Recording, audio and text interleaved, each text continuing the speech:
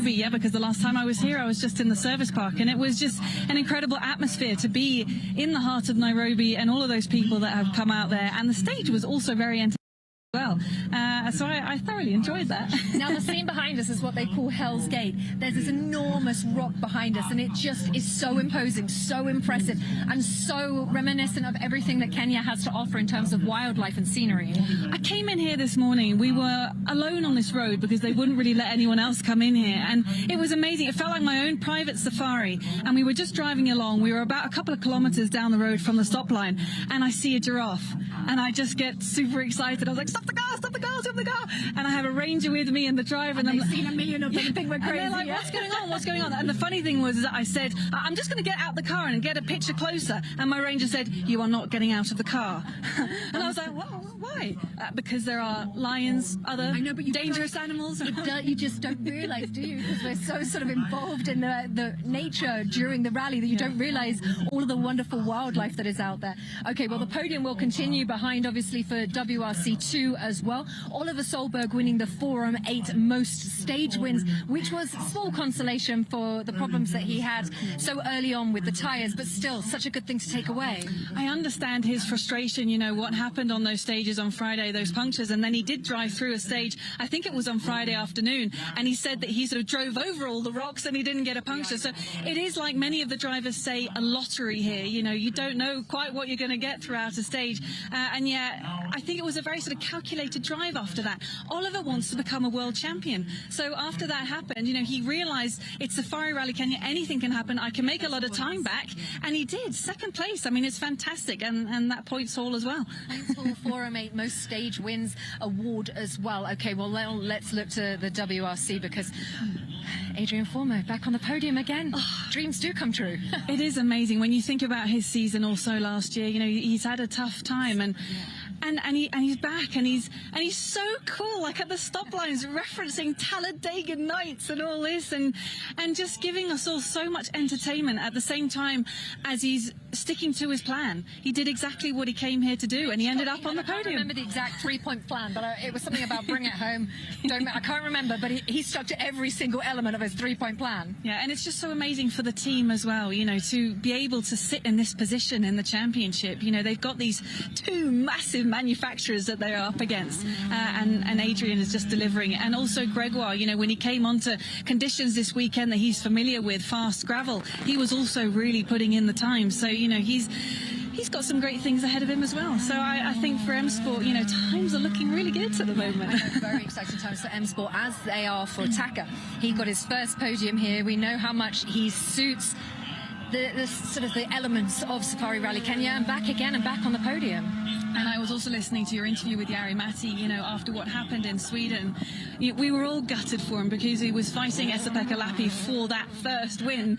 And he's come back here, hasn't he? He's shown again that he's the master of Safari Rally Kenya, which is amazing. And I think his first win, I'm not going to say when, but it's going to happen soon. Yeah, indeed. Well, Kalle Rovanperä pretty much glided through every single stage, and of course takes another victory back here at Safari Rally Kenya. Well, two other people that have glided through Safari Rally Kenya is Chenny and PK, who are up on the balcony in Naivasha in the service park. Guys, I'm going to hand down to you for just a little bit. Yeah, thanks very much, Kerry. I wouldn't say glided through, but we've battled our way through. I mean, it's been every time we come here, we said at the start of the weekend the mantra was expect the unexpected, and I guess you can say it delivered, right? Yeah, on every single front, maybe with the exception of the rain coming. But yeah, you're absolutely right, PK. It's been such a dramatic rally, hasn't it? It's really, as we were talking about in commentary, it's really tested the mettle of not just the cars, but the drivers and the teams as well. And for that reason, we can't help but love coming to this place, because it's so unique. We don't have anything like this, anything as rough or as tough on the World Rally Championship calendar elsewhere. The rest of the rallies are quite fast and pacey, aren't they? And certainly the gaps are quite tight. So it's been a real privilege to be here and to be a part of it, that's for sure. Yeah, absolutely. And it's interesting, isn't it? We had this wonderful start to the season for Hyundai, but we knew that Toyota are too strong, and they were, especially here, going to bounce back. And again, likewise for the man that won the weekend, won the rally this weekend, Kalle Rovanperä. After a slightly frustrating start to the season in Sweden, I think that kind of gave him the boost he needed, really. We were kind of almost expecting this to come. Yeah, he's been on cloud 9 and above actually this entire weekend, hasn't he? He's been phenomenal. You know, to attack the stages the way that he did, particularly on Friday and Saturday, and not pick up any damage. And what he'd done is he'd compartmentalised the stages in bits. He knew, you know, on a single stage where he could push and make time, and in other places where he needed to back off and protect the car. It was a real champion's drive. And for me, actually, what we've seen this weekend is one of the best drives of his career, because he has been the whole package. When everybody else has had a problem, Kalle Rovanperä has been able to avoid problems, and more importantly than that, bang in hot times. So, you know, he's been phenomenal. Yeah, I was a bit cheeky with him yesterday. I said, how much of it is genius and how much of it is luck? And he sort of, I love the fact that he sort of thought about it. Yeah, I am pretty good. He's like, well, you know, he knows how he can manage it, but you have to have a little bit of luck to do the pace that he's done out there on these sort of roads as well, don't you? Yeah, no, absolutely. You're 100% right. There has been an element of luck, I suppose, as well, but you've still got to find yourself in the position to you've got to make luck for yourself. Do you know what I mean? And that's what he's done. He's been very good at it. He got most of the work done for me on Friday. So it's a great victory for Kalle Rovanperä, a great victory for Toyota, and Jonne Halton, that man beside him, has guided him all the way through this event. You know, the pair of them, the whole Toyota package, the whole Kalle Rovanperä package has been second to none this weekend. Yeah, top class. Absolutely. Should really qualify. It's not really lucky that he's won, but it's an element of everyone else has had a bit of bad luck, which is what you expect here because there's so many hazards here. But it's the fact that he managed to drive through at those paces, and the first run through Sleeping Warrior for me, that was immense, right? Yeah, that is actually where he made the big difference. He went 11.1 seconds quicker than anybody else. You know, the times were so tight elsewhere. Kalle Rovanperä just blew them all out of the water, and that's where he made the first big difference. Yeah, you're right. Yeah, and we had Taka Katsuta obviously getting that third podium here, I should say, second place finish here. It was just quite incredible in itself, and it's interesting as well. We got these guys there that aren't really always competing at the top level of the championship, because obviously Robert Neuville and Evans are fighting there at the front. But what a drive it's been from Taka, because it's something about this place that he loves, right? Yeah, I mean, he comes here with a strategy, and that's to stay out of trouble, and when other people have issues, he just kind of picks them off and works his way up the leaderboard. But that has been his strategy previously. Yes, this year he applied the same, but he has also upped the pace a little bit over the last 24 hours, and you know, and he's had to do that. And again, we said it in commentary. For me, Takamoto Katsuta is now a regular front runner. You know, there's no question that he has upped the mark. He's upped the pace. We saw it in Sweden. I mean, he was genuinely fighting for a win there. Same as Japan last year, he was outpacing the best in the world. So for me, Takamoto Katsuta, yes, we should absolutely celebrate the fact that he's on the podium, but I think it's going to be more of a regular thing. I hope it's going to be more of a regular thing, and I'm looking forward to one hell of a party when that man wins a rally. Yeah, absolutely. I mean, well, where do you see, you look at this, obviously we're back to Europe now, we've got the tarmac in Croatia. Where do you see the next event then that Taka would be right up there fighting at the front? Look, I think he's going to be knocking on the door wherever we go. I think he's going to be thereabouts, there or thereabouts, pace-wise with everybody. We obviously know that he's quick in Finland, so I would expect, and he's done a lot of testing in Finland, so I would expect him to be bang on the pace in Finland, and then of course I hope that win comes before Japan. But if the first win comes in Japan, then that would be a very, very special thing as well, wouldn't it? So yeah, absolutely. Yeah, I think for me the key places for me are going to be Finland and Japan. Yeah, let's see. It's going to be exciting as we head back to Europe in a few weeks' time, and of course it's been a wonderful weekend here. Just confirmation, and these were the finishing standings, with Rovanperä taking that second victory here in Safari by a minute and a half, just over a minute and a half, and Taka Katsuta. For Mo, again, we've got to remind ourselves that he did have this back-to-back podium finishes. It's been quite a start to the season for the rejuvenated Frenchman. Evans and Neuville, the championship frontrunners, taking 4th and 5th in the overall standings, but of course all those bonus points coming into play with Super Sunday and the Wolf Power stage. It's all been wonderful to watch, and got to give great credit again. We talked about it a lot to Gus Greensmith there with that wonderful victory. It's a victory in WRC2, and just you can see from the leaderboard, it's actually a 6th place overall as well for Gus Greensmith. So he gets a few overall WRC points, and Oliver Solberg fighting back from the double puncher on Friday. Oit Tanak there, consolation 8th, plus the points he got actually in the end. This is the great thing about the new championship standings and the point system this year. That Oit Tanak there, you think what a disaster of a weekend he's had, but he's actually moved up the standings. Yeah, and, you know, again, that's where the whole Sunday point system does come into play. For those who've had a difficult Friday, Saturday, they get another opportunity on Sunday, and Oit Tanak took full advantage of that. You know, he's taking top points today. So, well, I say top points. He didn't win the power stage, but he took top points so far as being the quickest man on Sunday stages overall. So 7 points there, and then, of course, there was the power stage points too that he's picked up. So, yeah, a good opportunity, and that's where we start to see the advantages a little bit of this new series and of this new point structure rather. And yeah, difficult weekend for Oit Tanak and Hyundai. He talked about, didn't he, coming into this event, he was still, you know, he had a difficult first couple of rallies. He's trying to get the best out of the engine mapping, trying to develop himself into the i20. It's been a couple of years, obviously the car has moved on. And I mean, how close do you think he is to getting back to his best, Tanak? Because he's had a bit of bad luck as well. I think we've seen flashes of pace this weekend from Oit Tanak. Yeah. I think he's there. You know, it's just that, you know, I still put what happened to him on Friday down to bad luck. He committed to the corner, and it was on the way out where there was just this enormous rock and roll. He had nowhere to go. He was a passenger in that situation, but up until that point, he was bang on the pace. And yeah, it takes a little bit of time to settle into a team, but I think Oit Tanak's, he's moved around teams enough, and you know, he's been at Hyundai before, and he's familiar with the faces there. I think he is there or thereabouts now, and we can expect Oit Tanak really, as the season progresses now, to really turn up the wick. He's got to do that, PK, for his championship campaign. Yeah, talking about the championship campaign, we're hoping he's going to sort of get in that fight, but still very much, despite a bit of a nightmare weekend for both of them, it is still very much Thierry Neuville and Elfyn Evans who are the guys at the front. What is it now, 6 points, I think, in the championship fight. I mean, I don't really know where to start with Thierry. I mean, we thought he was done and dusted, didn't we, yesterday afternoon, and the puncher on Friday. It's been quite incredible, isn't it, to watch. We talk about him a lot over the last few seasons. He even mentioned it. I'll keep fighting. He mentioned it again today, and what a weekend. He's a total terrier. He's one of those people who just never stops. Once he's got his teeth into something, he just won't let go. And you know, on Friday we saw him, you know, clout that rock, and he redesigned the whole rear right quarter of that car and gave the team some work to do with that puncture. And then he had suspension failure today, and then yesterday, of course, he had that fuel pressure issue.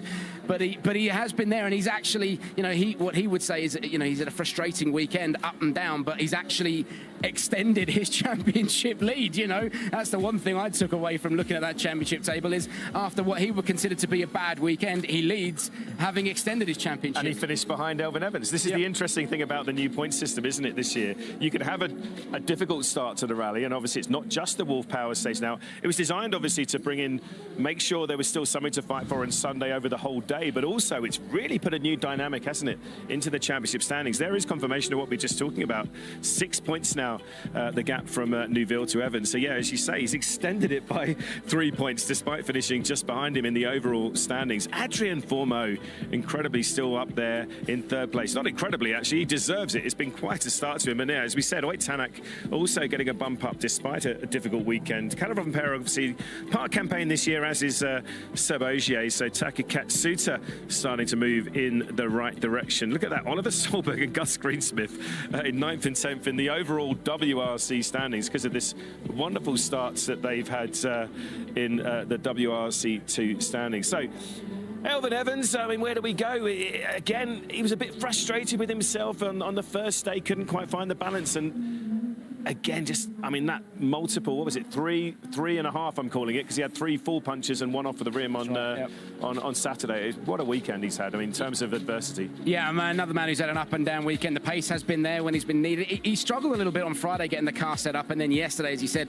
picked up a whole bunch of punctures, had to stop at Rake times to change a tyre, and there's an awful lot of time dropped in that as well. You know, I think, to be honest, Elfyn will be disappointed with this afternoon's performance.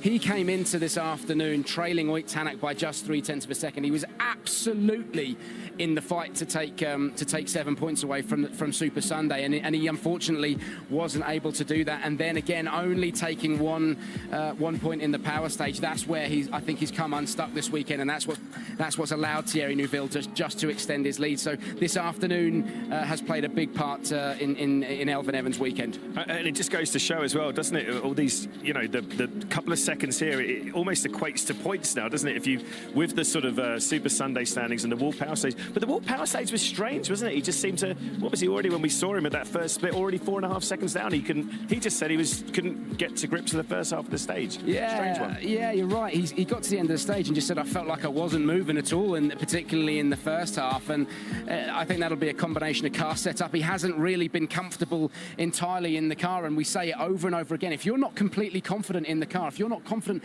in what the car's doing underneath you, you can't attack the stage. And if you can't attack the stage, then you're leaving temps behind. And I think Elfyn has kind of fallen a little bit that way this weekend. And I think as well, to his credit, the stage had started to deteriorate a little bit as more and more cars had passed through in the power stage. Yeah, we've seen him go pretty racy in Croatia, though, a couple of times in the past, haven't we? He's got to dig deep in Croatia, no question. And we have to talk about, we mentioned it briefly before, WRC2.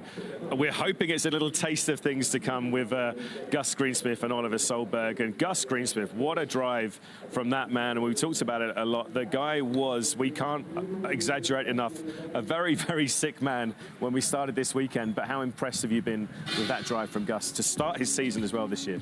I cannot stress how impressed I've been with Gus Greensmith, because, you know, this isn't just any old rally. This is the toughest rally on the planet, the toughest rally at World Rally Championship level. And when you come into it when you're carrying a fever and a sickness, it makes everything just so much harder. And look, I'm fortunate enough to have known Gus for a long, long time, and I have never, ever seen him the way I saw him on Friday. He was very, very poorly, and that is a completely different young man that you see there smiling. You know, he's got his energy back. He feels better. He's had to work so hard for this win. So no, he's done a great job, and he should be delighted with his weekend's work, and as well the Top Sport and Skoda Motorsport team as well, because it is a team effort here. And I think as well one of the other things we should say is that Gus kept himself out of trouble, didn't he? And that helps. Yeah, he'll be even more delighted because his team Manchester United won last night, but we won't go into that in too much detail. But yeah, it's been an incredible performance. So there we go. There's the scenes here. It's great to see these smiles. As you say, yeah, it's a 1-2 finish, isn't it, for Top Sport? So let's mention Oliver Solberg as well. He was absolutely devastated at that end of that morning loop on Friday morning at 2 punches. I don't know what it was in it. It was a lot of time lost. Let's just listen to the national anthems for a second.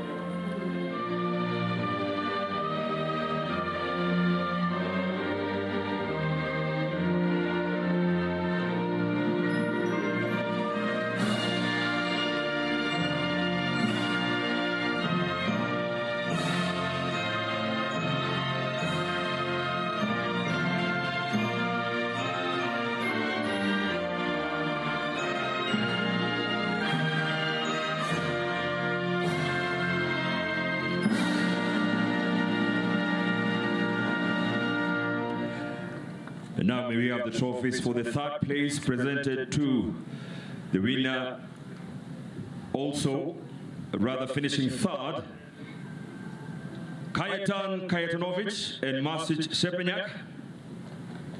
A round of applause for 3rd place finish in the WRC2 category. May I also ask the presence of Group CEO KCB, Paul Russo, to present the next trophy. May I also have the presence of Her Excellency, once again, Governor of Nakuru, Her Excellency Susan Kihika. Please join us at the podium, please. And now, to present the trophy for the winner of the FIA WRC2 Challenger We've got to mention, obviously, Kajetan Kajetonovic there. He's had back-to-back victories coming into this weekend. But yeah, Oliver Solberg, we talked about this battle. Well, we didn't actually get to see the battle, but I think we know that it's coming, don't we? It's going to be a fascinating one to watch over the next 6 or 7 months or so. Yeah, you know, when you actually look at the stage times, there was not a lot to choose at all between Gus Greensmith and Oliver Solberg. So had Oliver not picked up those 2 punctures, there's no question in my mind that these two would have been absolutely going at it, and it probably would have been, you know, who knows, you know, when you've got somebody chasing you that hard, would it have been a different story? What I really hope is that the battle in WRC2 continues, because we were talking about it in Monte Carlo and in Sweden, you know, just how exciting it is this year, and long may that continue throughout the year. You know, we've got a great fight on our hands in Rally 1, but I think in WRC2 it's going to give us lots to talk about. Yeah, and don't forget, we've got the likes of Sami Pajari, Seaman, we've obviously seen Johan Brissell, all these guys are coming back in, Gryazin as well. It's a stacked championship, isn't it? Yeah, an awful lot of talent in the WRC2, and to be perfectly honest with you, any one of those guys can get the job done and can win rallies and win championships. And as well, I think, you know, they're the future of the WRC as well. So, you know, when you look at those guys and you think of the future, you kind of go, well, this is the future's bright for our sport. If they're that closely matched, it's pretty impressive, isn't it? It's going to be fun to watch. And yeah, we have to say, Oliver Solberg, you know, he kind of did what the only thing he could do really, and on the back of the Sweden win after the time he lost. I mean, he was 7th, I think, at the end of Friday lunchtime. He couldn't have done any more than he did, basically. No, you're absolutely right. He dropped all the way down to 7th, and you know, I was sat beside Bex in the commentary going, I can't believe it. What has this man got to do here? And then we got the message through that he'd also stopped for a second puncture later in the day, and we were like, you know, that's unbelievable. I think what's more unbelievable has been his fight back, and you and I were chatting about it in the commentary, and yes, I know he won't agree with me, but it was a real pleasure for us to witness him fighting his way back up the leaderboard. And it's just that Gus was in a league of his own. He was able to match Oliver Solberg's pace when he needed to, and he kept himself out of trouble. And do you know about Gus as well? He was almost Rovanperä-like in his calmness, considering the conditions he's going through. He never looked flustered, never looked bothered about how tough they were. He had this game plan and just still managed to... It's incredible, isn't it, how certain drivers, these stages that are so difficult, can just sort of sail through them like that. Yeah, and a lot of it's how you look after the car and the mechanical sympathy in it. And I think Gus is very, very good at that. You know, he's able to, you know... He's actually incredibly quick on the circuit, you know, and by his own admission, you know, you could put him into qualifying on one-lap qualifying and he'd probably stick it on the front row. What he doesn't like about circuit racing is having loads of people around him, you know, so, but that has given him his natural ability to be very, very smooth with the car, to be mechanically sympathetic with it. You know, if you look at his driving styles, minimal inputs with the steering wheel, he's not throwing it around, sliding it about, and if you do that on an event like Kenya, because of the natural terrain, you ultimately will pick up a puncture. So all of that has worked in Gus's favour this weekend. Yeah, absolutely. It's wonderful scenes there as we've got the WRC2 podium. Gus Greensmith first, Oliver Solberg second, and Kaito Katanovic there in third place. But the sun's getting a little bit hot on the back of my neck, and we need to make it down to Nairobi in a little bit as well. So I think we should get back over to Kiri and Molly down there at Hell's Gate.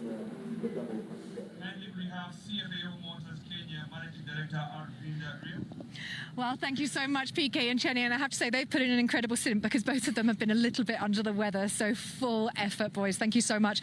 Well, what an amazing weekend it's been, and the fact that we're still standing in these beautiful surroundings is just incredible. It's almost difficult to imagine a more perfect place, but it would have been a more perfect weekend for Oliver Solberg if he'd got the win, but he's still got that Forum 8 stage wins award, so it's for the most stage wins in WRC2, and he was presented with the trophy just as he crossed the line. So he spoke to you, then he came over to me and got up on that podium, and we did sort of mention it just a bit earlier on, but it is a little bit of solace because, you know, if you can't get the win, you at least know that you're actually taking stage by stage by stage, just saying, I'm still here.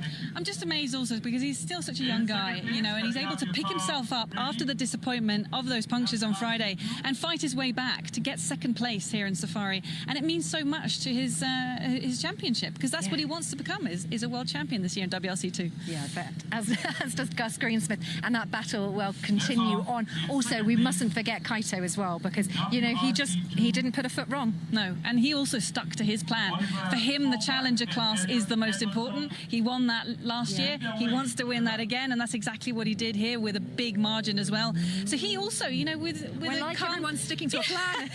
with a We calm should try head. that, Molly. Yeah, we should try that because we rarely do that, don't we? Well, okay, so we've been on safaris here. You have seen some of the most amazing wildlife around.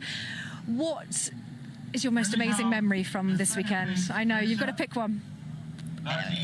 It's so difficult. It's such a magical place. I honestly do not want to leave. You know, everything about this place is quite amazing. Yesterday, maybe that was a big highlight, just to be out there next to the Sleeping Warrior Mountain, these dark clouds coming in, this uncertainty of what was going to happen with the weather, with the conditions, everybody, on their toes, wondering how is this going to turn out? Is this going to be another turn of events at this event? And just the suspense of it, and just being in the thick of it, out on the stages, I absolutely loved it. And you weren't really in the thick of it because we couldn't have had more drama. Stage by stage by stage, everything changed. Well, we have got Croatia on the way for you in just a couple of weeks. Take a look at this.